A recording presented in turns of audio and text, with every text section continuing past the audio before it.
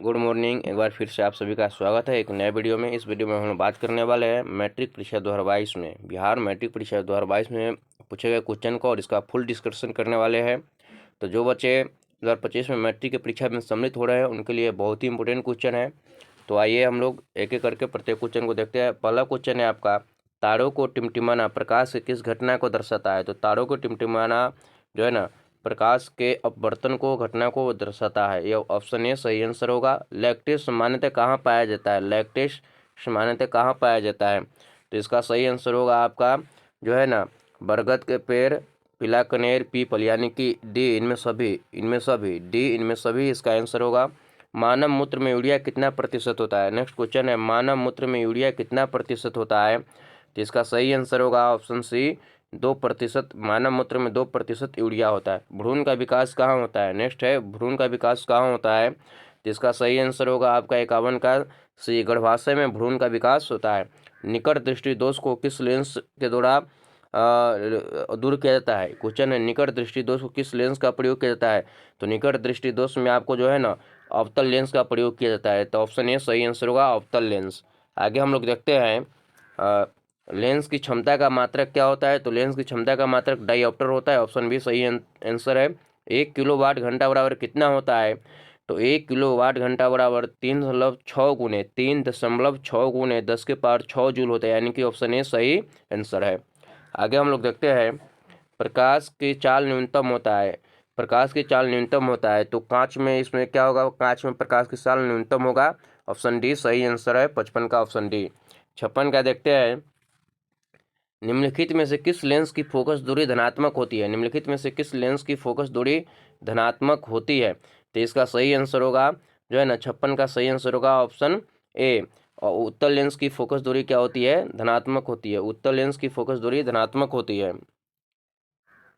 आगे हम लोग देखते हैं नेक्स्ट, वायुमंडल में नाइट्रोजन कितना प्रतिशत है? 57 के। वायुमंडल में नाइट्रोजन कितना प्रतिशत है? तो 57 का सी, वायुमंडल में नाइट्रोजन 78% है। कितना प्रतिशत है? 78% है।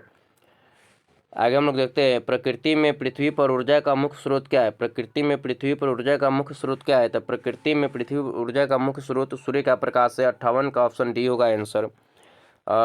द ओरिजिन ऑफ स्पीसीज नामक पुस्तक किसने लिखी है? तो द ओरिजिन ऑफ स्पीसीज नामक पुस्तक चार्ल्स रॉबर्ट डार्विन ने लिखा है। डार्विन ने लिखा, ऑप्शन बी सही आंसर होगा।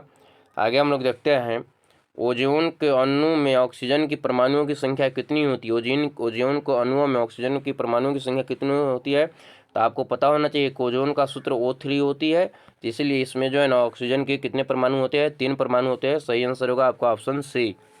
पौधे में प्रकाश संश्लेषण का स्थान क्या है? माइटोकॉन्ड्रिया, क्लोरोप्लास्ट, ल्यूकोप्लास्ट, इनमें कोई नहीं, तो सही आंसर होगा क्लोरोप्लास्ट, ऑप्शन बी। परिशेषका किसका एक हिस्सा है? तो परिशेषका आपको जो है ना, आहार नाल का एक हिस्सा है। एक खाद्य श्रृंखला में तीसरे पोषी स्तर हमेशा कौन होता है? एक खाद्य श्रृंखला में तीसरे पोषी स्तर हमेशा मांसाहारी होता है। क्या होता है? मांसाहारी होता है। ऑप्शन बी सही आंसर होगा। 63 के ऑप्शन बी सही आंसर होगा, मांसाहारी। आगे हम लोग देखते हैं, निम्नलिखित में से कौन